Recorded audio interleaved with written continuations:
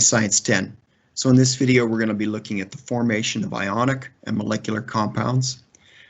I mean, you know, take your periodic table again, make sure you got it right beside you. It is really rare, basically impossible to find literally any of these in their pure form, in the pure elemental form.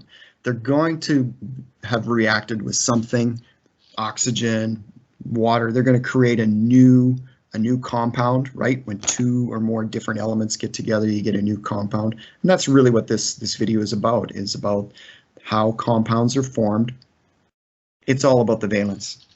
You can see here there's two major types. We got ionic. Look at their properties. You can see the properties. They're solid. Here's the molecular, or also what are called covalent. So they're sharing their electrons. With the molecular, we got liquid here. You can see some water, and you got some gas, some carbon dioxide. That's methane right there, the model for methane. Ultimately, this is what this video is about, is understanding how these two different types of compounds, molecular and ionic, form. And again, it's all about it's really all about the valence electrons. So yeah, so let's get started here, and I'm going to share my screen.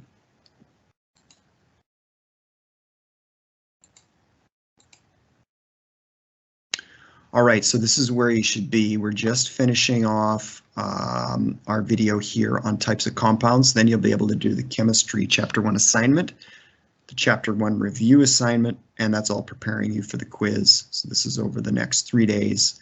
You're going to be wanting to obviously complete all of these in the next 3 days.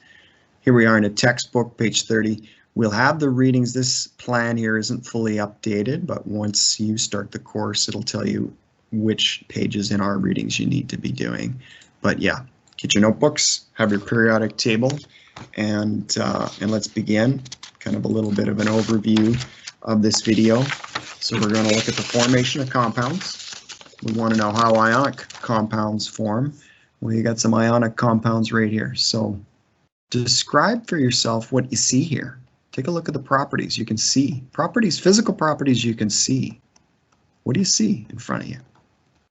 Solid, right? Crystals.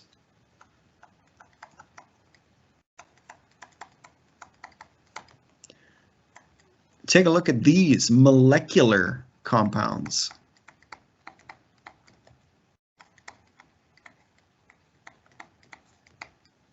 Check their properties. Huh?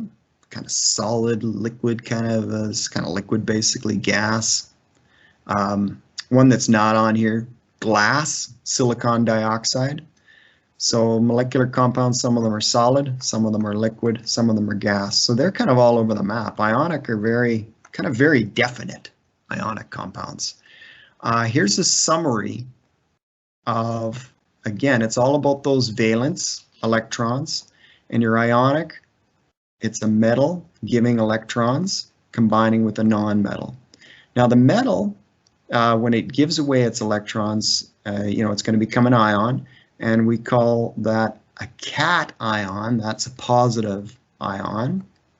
And with a non-metal, it's a negative ion called an anion. So there's a couple new words. You do need to know these words, need to know what they mean. They kind of make sense, right? Cats are kind of positive. Anion, anti-ion, so negative, right? And, we've known this by now, but still you're going to want to write this down. So you might want to pause the screen. And of course, for molecular, they're like an opposite of ionic, right? And it's a great way to learn concepts, is to learn one concept and, okay, what's its opposite? So molecular are non-metal, and they share electrons. With ionic, it's a transfer. Oh, that's interesting. Let's actually take a look at that. We're going to flip the slide here. Let's take a look just at both of these, and then we'll get into ionic specifically. Now, what you already know from your periodic table, sodium, it's got a positive charge of 1. That means it's going to give away 1 electron, and there's its Lewis dot diagram, right? You know how to draw these. And when it forms an ionic bond, it's going to literally transfer that electron over to the chlorine. As it transfers it, it becomes positive, right? It becomes Na plus, and if this dissolved, this would be salt right here. If this dissolved, and it would, Put that salt in water, Na plus, and you get Cl negative Aq. So, oops, that's supposed to be a Q, not a G. That's interesting. Here we go, let's do a Q. So that's ionic, full transfer. Compare that to molecular. Molecular or covalent is going to be share. We're going to share those electrons. Again, you know your Lewis dot diagrams. You know hydrogen should just have one electron out there. You know that carbon, you know where carbon's at. Let's just double check here where carbon's at. Carbon's in group 14, which means it's got 4 valence electrons. Well, check out what's happening here. You can see 1 from hydrogen, 1 from carbon, 1 from hydrogen, 1 from carbon, 1 from hydrogen. You know, they're getting together. You put 4 hydrogens together on that carbon, you're going to get, this is CH4 is what this is. This is methane. This is natural gas burning in your house. Always relate to what we're doing to what you already know, and then of course this is new information. You've been familiar with table salt all your life. You're definitely familiar with methane. It you know, it lights up and in your furnace and it heats your house when it combusts. Now we're gonna learn how ionic and molecular compounds form and some of their properties. Let's start with ionic, and we're gonna look at the formation of ionic compounds. So that's what we're going to start with, formation of ionic compounds. All right, so a formation of ionic compound when a cation or a metal, right, so a positive, and a non-metal, anion, give, well, of course, the metal's going to give and take electrons, the non-metal's going to take, we get an ionic compound. It's technically, these ones that we've been talking about are binary ionic compounds, right? And it's a compound consisting of only 2 elements. Those are the ones we're going to focus on in this course. We're going to look at sodium a lot, you know, just so that we're really comfortable with what's going on. But let's write down just a few little notes here. So we've got ionic compound. That's what we're checking out, what we're talking about. And our metal, and again, give it its fancy name, cation, in other words, positive ion. It combines with non-metal anion. And we've got our example here. Got your periodic table in front of you as well as we're taking these notes. Sodium is going to combine with chlorine. Well, let's write that out. Sodium metal combines with chlorine. We know chlorine is a gas. So all of your metals, nice and monatomic, just NaS plus Cl2 gas. What's going to happen? Well, ultimately, you're going to need to look at your group here, you know, group 1, they've all got a single electron to give away, right? So sodium's got a single electron. And if it's combining with chlorine, chlorine's group 17, they want to take 1 electron or, right, 7 valence electrons. Check it out. You got your 7 valence electrons right here for chlorine. So these two are going to nicely come together because remember what they're trying to do. They're trying to match the valence, nice stable valence of these noble gases. Their valence has got 8, right? And if you add this 1 in here, if we get sodium combining with chlorine, so your metal cation is going to combine right there, boom, it's going to bond. Chlorine will actually take, it'll totally transfer that ion. So, you know, here's what this looks like, and it's very important. You know, you've got your periodic table. You want to be able to take this periodic table, know what's going on with the valence electrons. Again, reminder that those patterns are up here. We know that sodium has 1 electron to give away by the charge and by its group. We know that chlorine needs to take 1 right there by the charge. We also know how many valence electrons by its group, 7. Okay, so ultimately, we know this is going to happen.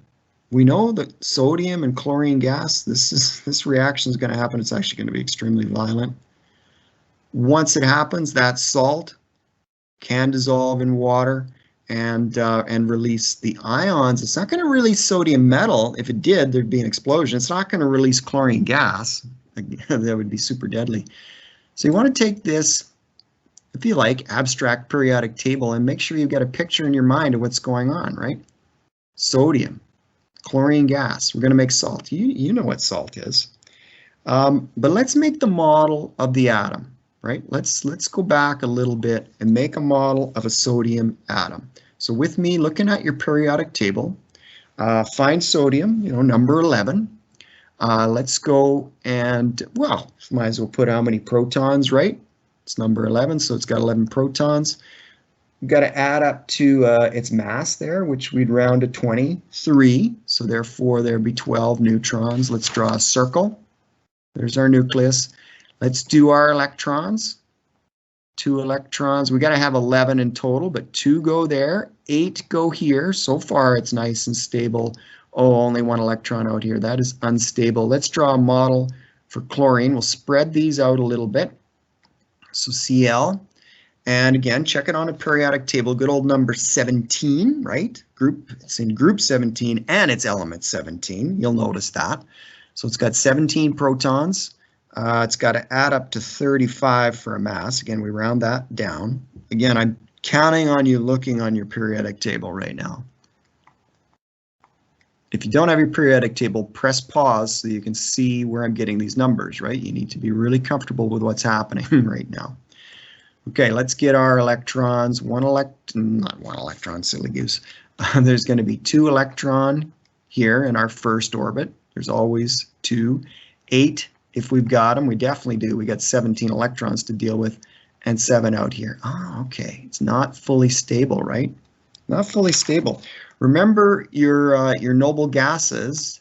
Here would be neon, and it's got 10 protons, 10 neutrons. Again, draw this out. Draw it out with me. Hit pause if you need, and in fact, do a quick model for neon, because you know it's fully stable.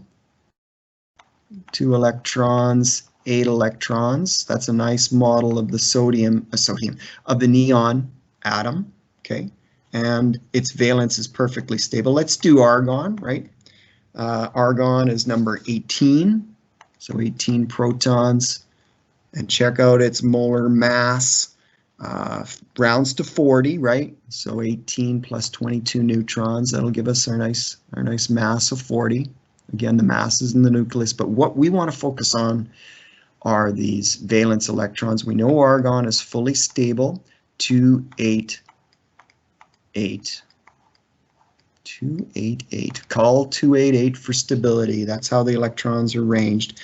These two do not have that stability. Sodium is incredibly dangerous. If you grab that sodium right there, you'd burn your hand almost literally off. It'd be terrible. This stuff would just kill you. Chlorine gas, even a little bit, this would be so dangerous. This is stable. It's an ionic compound. So it forms nice little crystals. You can even see that down here. And yeah, get all these notes that you see on the screen. I mean, you don't have to draw this picture, but get the formula here. Of course, Cl2. Chlorine exists as Cl2 gas. But we want to know what's going to happen here.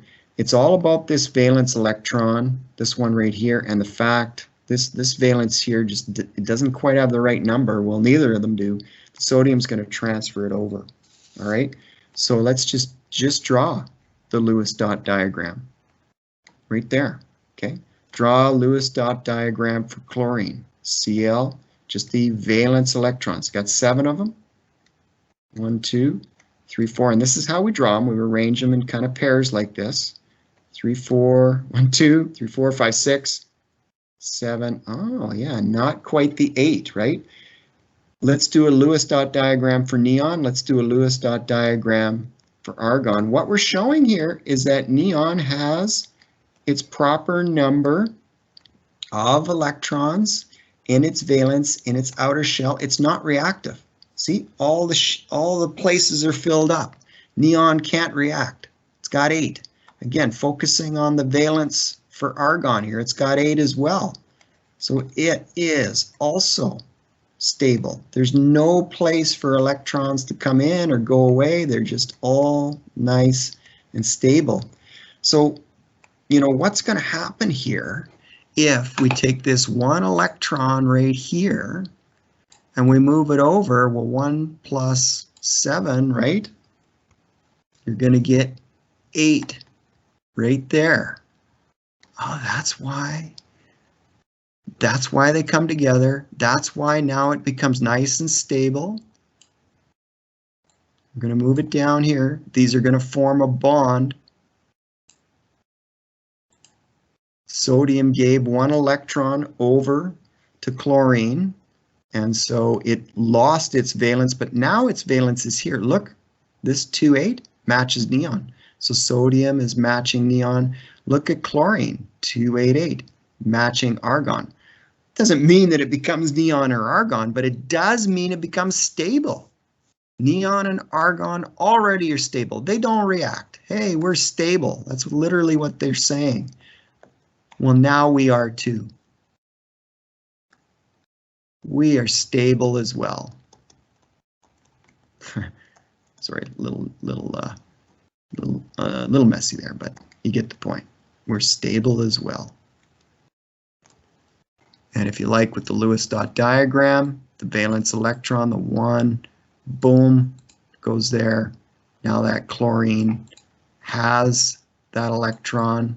You know, if these do separate, right, if it does dissolve, and you know that salt can dissolve, if it does dissolve, that's going to have a positive charge of +1, and this is going to have a charge of -1. So if they do form ions, if they kind of split off, and that's literally what happens when the salt goes into the water, they're just going to kind of separate and split off like that. But it all starts, you know, back there when you've got highly unstable sodium. Again, compare it to neon, and highly unstable chlorine. Again, compare it to neon or argon. They are going to react. They're going to come together like so, nice and stable. If you try to get them dissolved, they're gonna do that. They're gonna dissolve in solution and form those ions. Okay, so that's how ions form. Let's look at a close-up of, you know, of course, because it's not just a single molecule of sodium chloride, because that's literally all this is. It's just a couple atoms bonded together. You know, it's going to be billions and trillions of these bonded together. And yeah, let's take a look at this a little bit closer up. So again, you've got your sodium giving, totally transferring, makes an ionic bond, so the electrons gets transferred, okay, and forms crystals. They can dissolve in water. Basically, what we can see here, you know, we got our sodium, we got our chlorine, and ultimately, you know, they're nice and stable. If these do dissolve, they'll dissolve into their ions. And really, you know, it's going to be this example here with sodium chloride, any metal, non-metal combination. So, you know, it could be calcium combining with oxygen. It's going to be the same basic idea. Valence electrons from the calcium are going to transfer totally over to the oxygen. It could be aluminum combining with nitrogen.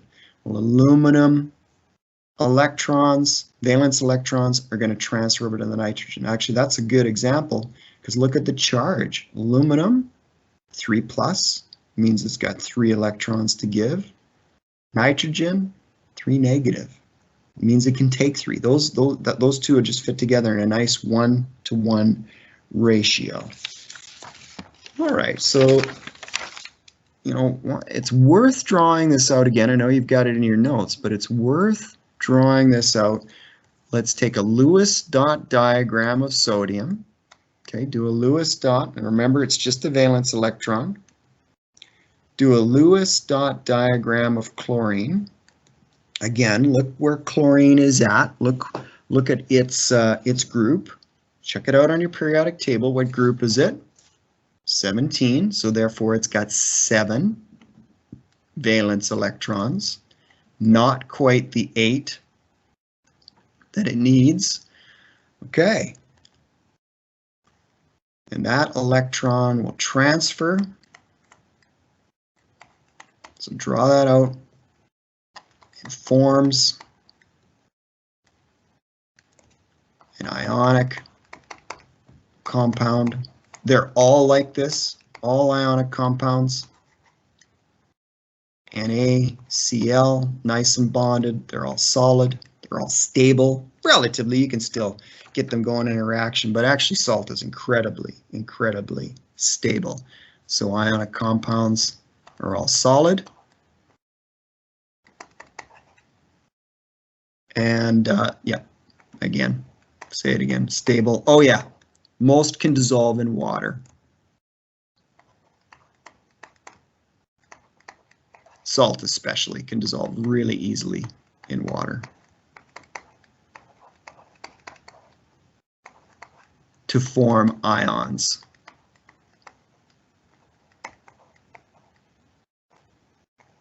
And we've seen this as well in the other videos. Then that solution will conduct electricity, you know, because it's got ions in it. It's got positive and negative ions floating around in that solution. Oh, and of course, forms crystals. So get this down as well.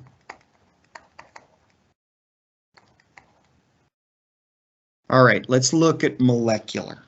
And molecular is an opposite to ionic, okay? So you want to keep those two separate. I mean, they're compounds, and that the definition of compound is two or more different elements bonded together.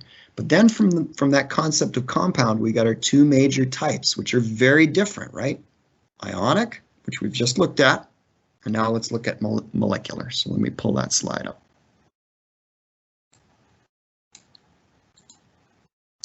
Okay, molecular compounds. It's when two ions share electrons in their valence. So it's a sharing. It's not a transfer. That's different, right? Again, it is in the valence, and we call it a covalent bond. That's very important. You know, your molecular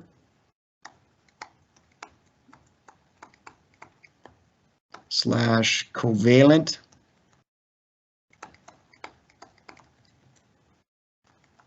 bonds, valence electrons are shared. Get this down and also think about it. Look at the pictures that we've got here as well. You can see we got carbon dioxide. You can see those four electrons there from the carbon, and they're kind of sharing it out with the oxygen.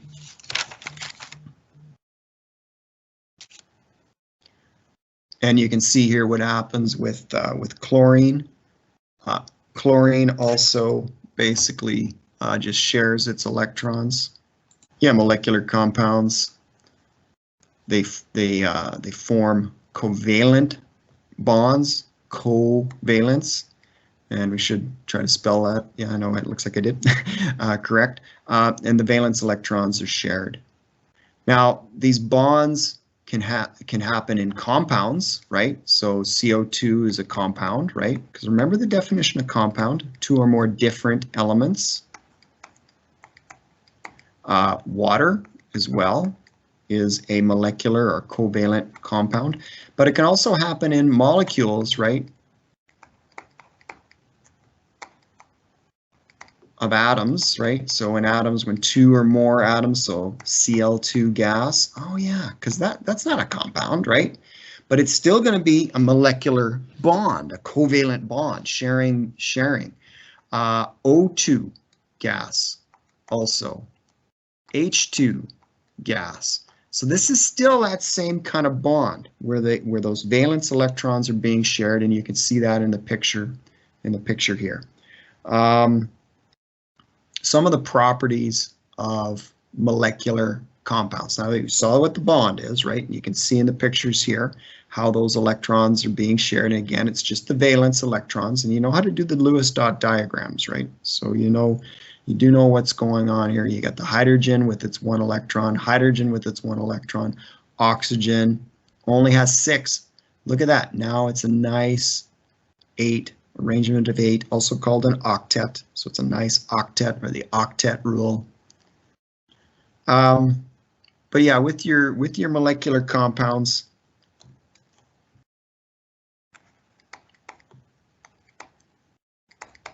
some of their properties, because you want to compare this with ionic.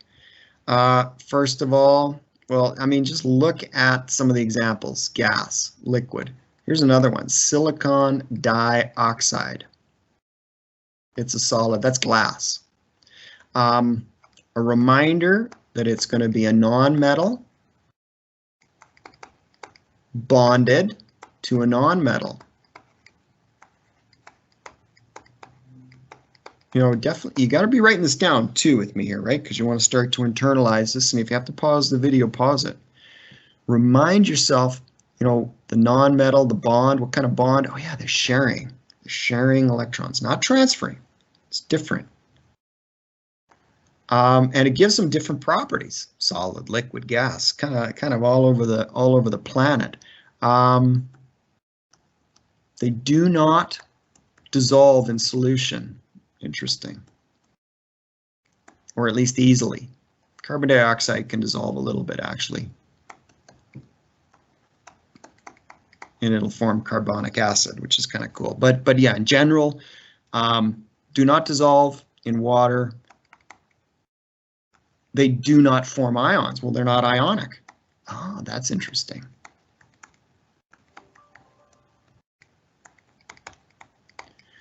A key thing and a related thing to that, they're not going to conduct electricity. And remember, nonmetals were poor conductors anyway, so this will not conduct electricity.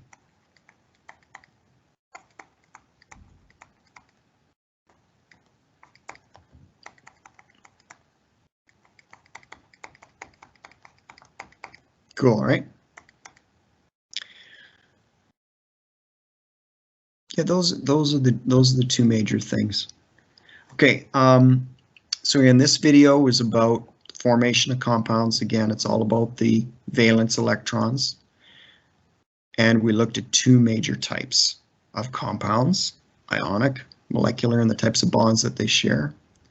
Let's just go back to my intro screen here, because it's got a good summary of the two.